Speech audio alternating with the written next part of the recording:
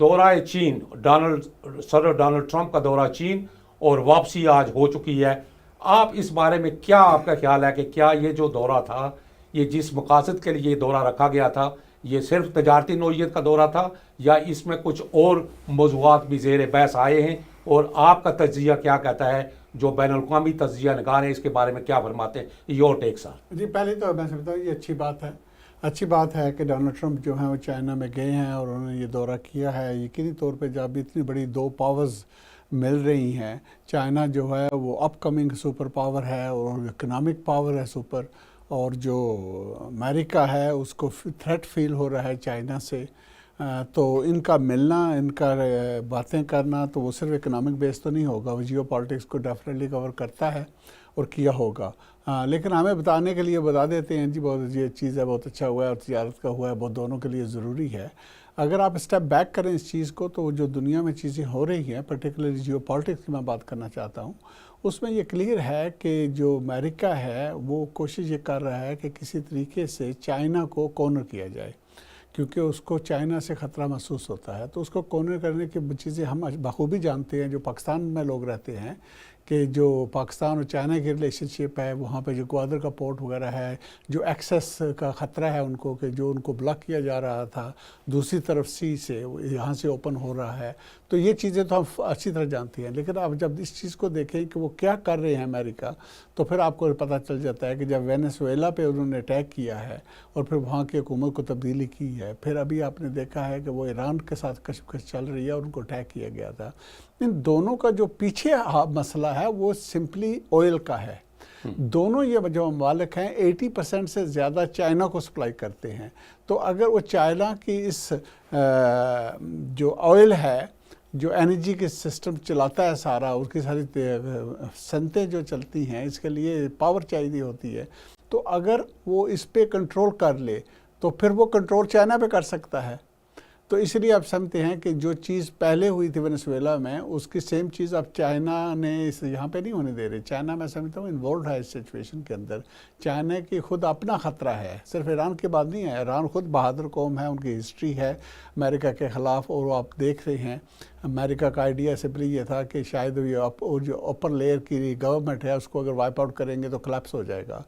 तो अब उनके सामने ये क्लियर बात है कि वाइप होने की बात नहीं थी, बल्कि उन्हें और ताकत मिली थी मुल्क के अंदर, और अब मुश्किलात वो फेस कर रहे हैं। तो इस वक्त एक तरीका ये भी है कि अब इसको किस तरीके से वो अपनी जान छड़ाएं, जो ईरान के साथ चल रहा है, जो सारे वाटर का मसला है, जहाँ 20% इकानमी का जो ऑयल होता है वहाँ से जाता है। और सिर्फ ऑयल की बात नहीं है, और सी बहुत सी चीज़ें भी हैं जिसका कनेक्ट है।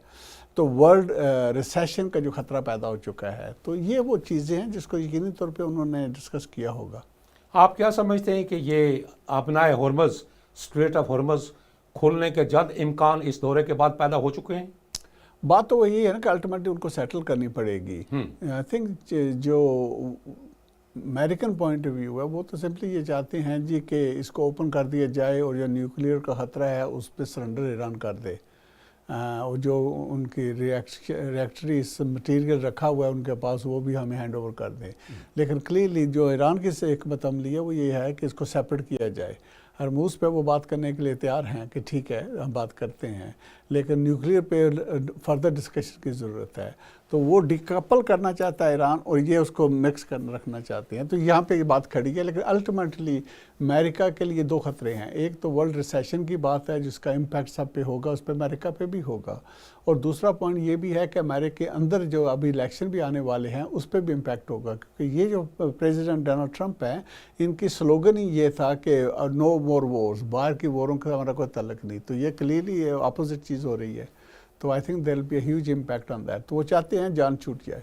जो तजारती मुआहदे, जिन मुआहदों की एक बाज़ गश्त चल रही है, कल से मुख्तलिफ चैनल पे इंटरनेशनल मीडिया के ऊपर आ रही है, उसके बारे में जो चाइनीज़ की अपनी जो मिनिस्ट्री की जो है बयानात, उनसे तो ये ज़ाहिर नहीं होता कि कोई कंक्रीट किस्म की डील हो चुकी है। फॉर एग्ज़ाम्पल उन्होंने कल बयान दिया कि वो 200 एयरबस जो हैं वो उसका MOU साइन होगा, मगर उनकी मिनिस्ट्री ने इस पर कोई कंक्रीट बात नहीं की है, कोई वाज़े वाशकाफ किस्म की स्टेटमेंट नहीं आई। आप क्या समझते हैं, ऐसा ही है?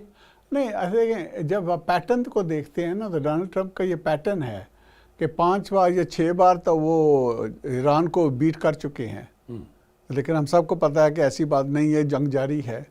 आप इसी तरह देखते हैं कि दूसरी जगहों पे भी जब उनको देखा जाता है तो कहते हैं हाँ भाई कर दिया मैंने, ये सब कुछ हो चुका है, मैं बहुत सक्सेसफुल हूँ, हर चीज़ को बढ़ा के वो पेश करता है। तो what we need to do is उसको थोड़ा सा कम करके देखें तो आपको समझ आ जाएगी असल बात कहाँ है। जी, तो मैं अब आता हूँ शाह साहब आपकी जानिब। आपने मोहतरम जनाब अफजल ख़ान मेंबर पार्लियामेंट की बातें सुनी, कुछ मेरे ख्यालात का भी इसमें कुछ पेश खेमा मैंने भी अपना पेश किया। आप क्या समझते हैं ये अमेरिकन सदर का दौरा चीन, आप इसको किस नज़र से देखते हैं? चूँकि आप बैनुल-अक़वामी जो अमूर हैं उन पर बड़ी निगाह रखते हैं, आपने चूँकि इसी में आपने MBA किया हुआ है, तो क्या समझते हैं आप ये दौरा उनका कामयाब रहा कि अभी इसमें कुछ रखने बाकी है? जी, बिस्मिल्लाहिर्रहमानिर्रहीम, नहमदुहु व नुसल्लिमु अला रसूलिहिल करीम, अम्मा बाद, फ़ाऊज़ु बिल्लाहि मिनश्शैतानिर्रजीम, बिस्मिल्लाहिर्रहमानिर्रहीम। बहुत बहुत शुक्रिया फ़ारूक साहब, पहले तो आपने अपने प्रोग्राम में मदऊ किया। तो दूसरी बात यह है कि मैं अफजल ख़ान साहब की बात को ही आगे बढ़ाऊँगा। बात यह है कि चाइना और अमेरिका का रिफ्ट जो है वो 2018 से शुरू है, जब से डोनाल्ड ट्रंप ने अपना ये चार्ज लिया था। डोनाल्ड ट्रंप ने 2018 में जो है वो टैरिफ जो है इंक्रीज़ किया था चाइना के गुड्स पे। तो उस वक्त से ही चाइना, चूँकि चाइना एक रियलिस्टिकल कौम है और वो बहुत मेहनती कौम है, ज़ाहिर है वो चाहते हैं कि ये सारी इकॉनमी जो है वो इनके हाथ आ जाए और वो जो भी दुनिया में जो चीज़ बनाना चाहते हैं वो ख़ुद अपने मुल्क में बनाएं और दुनिया को सप्लाई करें। तो 2018 से ये अमेरिका और चाइना के दरमियान ये रिफ्ट जारी थी, क्योंकि डोनाल्ड ट्रंप ने 19.5% इंक्रीज़ किया था जो टैक्स था चाइनीज़ गुड्स पे। तो ये उन्हें पसंद नहीं आया, जिसकी वजह से ज़ाहिर है चाइना के दिल में भी ये बात थी कि अमेरिका ने हमारा जो है वो इंक्रीज़ किया। तो दूसरी बात ये थी कि अब ईरान की वजह से असल मसला ये है कि ये जो सुपर पावर्स हैं ये आपस में फिर एक हैं फ़ारूक साहब। बिल्कुल। तो ये जो सुपर पावर्स हैं इनके जो इंटरेस्ट होते हैं वो एक होते हैं, बीच में जो दूसरी ताकतें होती हैं वो बेचारी वो जो हैं वो उनके लिए सख्ती आ जाती है। जैसे अब आप ईरान देख लें कि ईरान जो है उसने बड़ी मेहनत से अपने आप को अभी थोड़ा इस्टेब्लिश किया था कि वो कोई पाकिस्तान ने, बल्कि मीडिएशन का किरदार इसमें बहुत अहम जो था, पाकिस्तान का किरदार बहुत इंपॉर्टेंट था। हमारे आर्मी चीफ साहब और हमारे प्राइम मिनिस्टर साहब जो हैं उन्होंने इसको बड़ा जो है खुश उसलूबी से जो है अंजाम दिया। लेकिन फिर आकर बात यहीं पर ठहरती है कि वो अमेरिका के ऊपर वो प्रेशर डालती है, एक ख़ास जो है वो मुल्क, जो ख़ास मुल्क है इसराइल जो है वो अमेरिका पे प्रेशर डालता है कि आपने इस्लामिक ममालिक से दोस्ती नहीं करनी और आपने ख़ास तौर पर ईरान का जो जौहरी प्रोग्राम है वो बहुत ख़तरनाक है, आप उसको जो है वो डीमोरलाइज करें। मेरा ख्याल है शाह साहब, मैं थोड़ा सा इस पे आपसे इत्तेफाक नहीं करूँगा। अमेरिकन की बहुत से इस्लामिक ममालिक के साथ बड़ी गहरी दोस्ती है। कतर दे लें, वो इस्लामी मुल्क है, UAE इस्लामी मुल्क है, उसी तरह आगे चले जाएं इराक के अंदर जो हुआ, शाम के अंदर उनका बंदा बैठा हुआ है, जॉर्डन है, मैं किस किस का नाम लूं, यही तो सऊदी अरेबिया है, पाकिस्तान है, अलमिया ही तो यही है कि जो सबसे बड़ा अलमिया जो मुझे दिखाई देता है वो ये है कि हमारे जो इस्लामिक ममालिक हैं, हमारे जो अकाबरीन हैं, उनको सिर्फ एक ही बात की फिक्र है कि किसी तरीके से अमेरिका के साथ हमारी दोस्ती हो जाए, तो हमारी जो कश्ती चले। फारूक साहब देखें, जो डोनाल्ड ट्रंप है ना जी, ट्रंप साहब बिजनेसमैन है। इससे पहले जितने भी अमेरिकन पॉलिटिशियन आए हैं वो पॉलिटिशियन थे, जितने भी प्रेसिडेंट गुजरे हैं। ये वाहिद अमेरिका का प्रेसिडेंट है जो बिजनेसमैन है, इन्होंने बिजनेस करना है, ये हर एक को बिजनेस पॉइंट ऑफ व्यू से डील करते हैं और देखते हैं।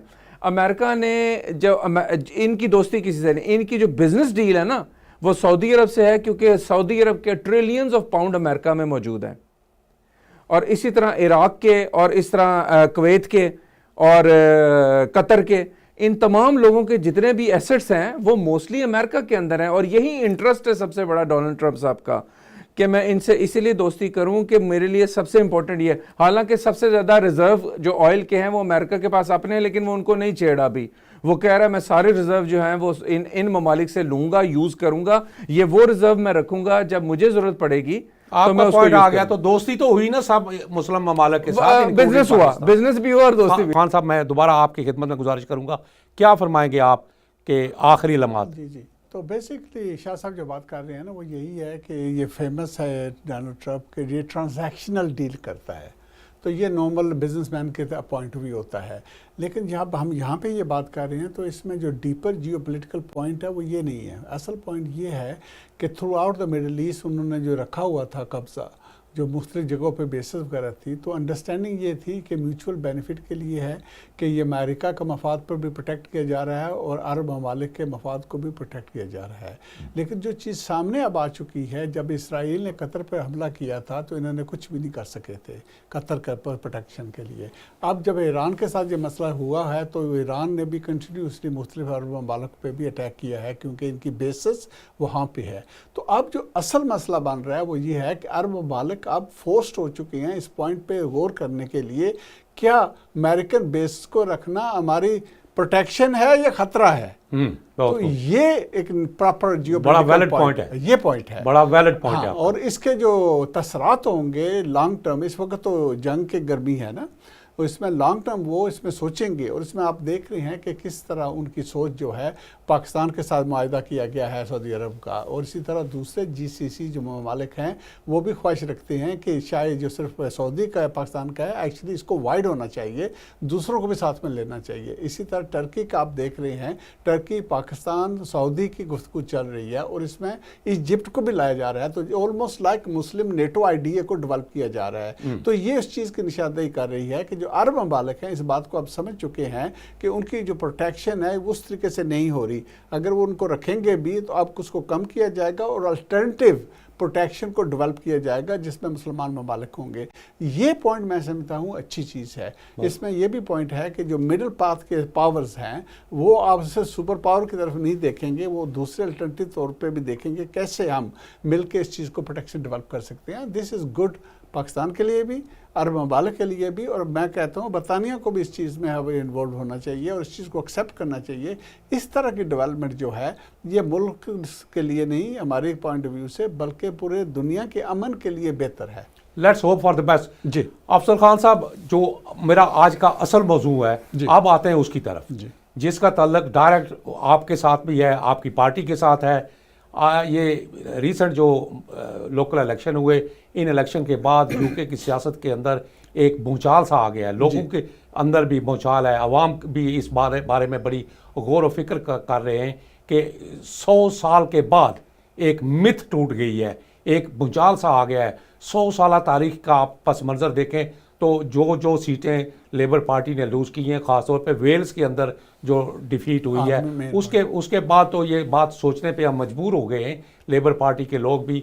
वो कहते हैं कि लेबर पार्टी के अंदर चेंज आनी चाहिए, जो लीडरशिप है उसके अंदर एक चेंज आनी चाहिए, लोगों के जो तहफ़्ज़ात हैं उनको दूर करना बहुत ज़रूरी है। जो लेबर वोटर है वो बदल हो चुका है, वो लेबर वोटर ये कहता है कि वो ये जो मौजूदा क़यादत है ये डिलीवर करने में नाकाम हो चुकी है। लोगों ने एक मैसेज दे दिया है। तो अब एक अच्छी बात है कि जो सेक्रेटरी सेहत हैं उन्होंने रिज़ाइन कर दिया और बहुत से लोगों ने भी रिज़ाइन कर दिया। ओवर 100 मेंबर ऑफ पार्लियामेंट जो हैं उनके बकौल मीडिया के कि वो भी ये कहते हैं कि इस बात को आगे बढ़ाना चाहिए और जो हमारे मौजूदा लीडर हैं जनाब प्राइम मिनिस्टर केयर स्टारमर साहब, सर केयर स्टारमर, उनको एक साइड पे हो जाना चाहिए और एक डेट फिक्स करनी चाहिए। आप क्या फरमाते हैं इस बारे में? एंडी बर्नम को आज एक अच्छी खबर ये भी है कि उनको अलाउ कर दिया गया, NEC ने अलाउ किया कि वो इलेक्शन कंटेस्ट कर सकते हैं, by election from Macclesfield. Your take sir. जी, आई थिंक आपने वेल सम अप किया है जो सिचुएशन है। आई थिंक मैं सिर्फ ये कहना चाहूँगा कि देखें कोई भी सियासी जमात होती है तो ये कोई फैमिली जदात नहीं होती, अवाम का राय होती है। अगर अवाम के मुताबिक आप नहीं चल रहे तो अवाम अपना मैंडेट ले लेते हैं। तो इस इलेक्शन में जो कि बहुत बड़ा इलेक्शन हुआ है, वेल्स का आपने इशारा किया है कि जिसे गढ़ समझा जाता था लेबर पार्टी का, फाउंडेशन जो थी लेबर पार्टी के हार्डर वगैरह ने वहाँ से थे। तो उसके बाद जो स्कॉटलैंड है उस पे जो हुआ है और उसके साथ फिर इंग्लैंड के अंदर जो हुआ है, तो मैं समझता हूँ बहुत बड़ा दचका लगा है नॉट सिर्फ लेबर पार्टी को बल्कि कंजर्वेटिव पार्टी को। तो ये इसलिए ज़रूरी है कि ये दोनों मेन पॉलिटिकल पार्टीज़ हैं जो पिछले 100 साल से इसके फोर्स में हैं। अल्टरनेटिव फोर्सेस आ रही हैं, कभी लेबर कभी कंजर्वेटिव पार्टी, तो इन दोनों को पटाई हुई है और इसके ऑपोजिट जो पॉइंट हुआ है वो ये हुआ है कि जो रिफॉर्म है उसने सबसे ज़्यादा फ़ायदा उठाया है इस चीज़ का, कंजर्वेटिव से भी ली है और लेबर पार्टी से भी ली है। इस चीज़ ने बहुत सी तशवीश पैदा की है लेबर पार्टी के रैंक्स के अंदर कि भाई ये क्या वजह है कि जब हमारे पास लैंडस्लाइड विक्ट्री 2 साल पहले हुई है, हमने बहुत से अच्छे काम भी किए हुए हैं, उसके बावजूद अवाम नाराज़ क्यों है और इतनी बड़ी इस जो कीमत अदा करनी पड़ी है। 1500 के करीब हमारे गुड कमिटेड काउंसलर जो हैं जिन्होंने लॉस किया है। और इसकी जो फिर फाइनल कंक्लूजन की जा रही है ये है कि इसका लोकल काउंसलर्स के साथ ताल्लुक नहीं है, बहुत से उनमें बहुत से अच्छे काउंसलर भी थे, असल डैमेज जो है वो नेशनल पॉलिसी की वजह से हुआ है। तो अब वो नेशनल पॉलिसी जो है वो नेचुरली लीडर पे बात आती है, फ़ायदा हो तो उसको मिलता है, अच्छा काम हो उसको शाबाश मिलती है, तो ख़राब हो तो फिर वो भी तो उसे मिलनी है। तो ये वो प्रेशर है जिसकी आप बात कर रहे हैं कि 100 के करीब ऐसे लोग हैं जिन्होंने कहा है कि he needs to move on. अब आपने देखा कि सेट के स्टेट ने भी किया है, जो हेल्थ के थे बहुत अच्छा काम भी कर रहे थे, उसके अलावा जूनियर भी मिनिस्टर 4 के करीब थे, जो हमारे PPS थे वो भी थे। तो ये साइजेबल लोग हैं जिन्होंने क्लियर किया है। लेकिन इन सब से मैं समझता हूँ एक और बड़ी चीज़ हुई है, वो ये हुई है कि जो सब स्टेट यूनियन है उन सब ने मिलकर ये बात क्लियर कर दी है कि नेक्स्ट इलेक्शन जो होगा उसमें कीर स्टार्मर साहब इसको लीड नहीं कर सकते लेबर पार्टी को। मतलब ये हुआ कि नया लीडर आने की ज़रूरत है। सवाल ये है कि कब होना चाहिए।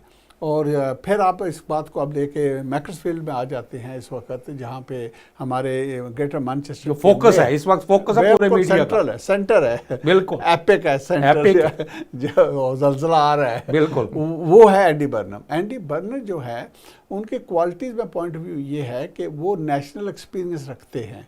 वो पहले गॉर्डन ब्राउन की हुकूमत में कैबिनेट में रह चुके हैं, उसके बाद जेरेमी कोर्बन की हुकूमत में भी शैडो मिनिस्टर कैबिनेट रह चुके हैं, उसके बाद वो लोकल लेवल पे आए, यहाँ पे टोनी ब्लेयर के साथ भी काम किया। हाँ किया है उन्होंने। और फिर यहाँ पे उन्होंने जब मेयर का इलेक्शन ग्रेटर मैनचेस्टर का जीता है, ये भी 3 बार हो चुके हैं, और तीसरी बात शानदार तरीके से जीता ये है कि सिर्फ 2 साल पहले every single vote in greater Manchester इन्होंने जीती हुई है। तो ये और कोई मेयर आपको पूरे मुल्क में नहीं मिलेगा जिसने इस तरह की जीत हो।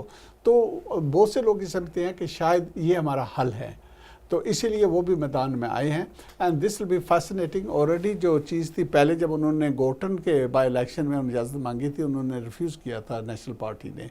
अब नेशनल पार्टी ने उनको इजाज़त दे दी है, उन्होंने टाइम टेबल भी सेट कर दिया है। तो आप देखेंगे कि बहुत स्पीड से within a week 10 days हमारा कैंडिडेट फाइनल हो जाएगा, और इसके साथ ही इलेक्शन भी शुरू हो जाएगा, और विद इन अ मंथ और सो 6 वीक से कम आप देखेंगे कि रिजल्ट भी इसके आ जाएंगे। ये भी इंटरेस्टिंग पॉइंट अब ये आ रहा है कि जिस जगह से उन्होंने इलेक्शन लड़ा है, मैं ज़ाती तौर पर समझता हूँ बहुत ही ब्रेव स्टेप उन्होंने लिया है। चैलेंज है, बिग चैलेंज है। उसकी वजह यह है कि अभी जो लोकल इलेक्शन हुए हैं वहाँ पे जितनी सीटें हैं इस एरिया के अंदर आती हैं, सब की सब रिफॉर्म ने जीती हैं। 8 सीटें, तो किसी आसान सीट पे नहीं है। आपने सुना था 1-2 दिन पहले मेरी सीट का भी बहुत चर्चा चल रहा था कि शायद ये मेरी अच्छी सीट है, मैनचेस्टर के अंदर है, कि शायद यहाँ से लड़ेंगे। लेकिन आपके बात क्लियर हो चुकी है कि उन्होंने वहाँ पे सीट इलेक्शन लड़ना है, और वो रिफॉर्म का इस वक्त समझता है कि मजबूत जगह है। अब मैं समझता हूँ कि आई थिंक कि एंडी बर्नम जो हैं बहुत अच्छे सियासतदान हैं, उनकी बहुत अच्छी रेपुटेशन है, पसंद भी किए जाते हैं। पॉलिटिकल टॉप लीडरशिप जितनी है, ये वाइड पॉलिटिशियन है जिनकी रेटिंग प्लस है। बिल्कुल बिल्कुल, बाकी सबकी नेगेटिव है, चाहे वो कंजर्वेटिव के हैं, दूसरे हैं, तीसरे हैं, चौथे हैं, ऑल ऑफ द मेन जो पॉलिटिकल लीडरशिप है सब पार्टियों की वो नेगेटिव में है। और इनकी खान साहब जो हमने माजी में देखा कि इनके अंदर एक ये खूबी भी है कि ये तमाम जमातों को या तमाम लोगों को, अपने साथियों को साथ लेकर चलने की अहलियत भी बड़ी रखते हैं।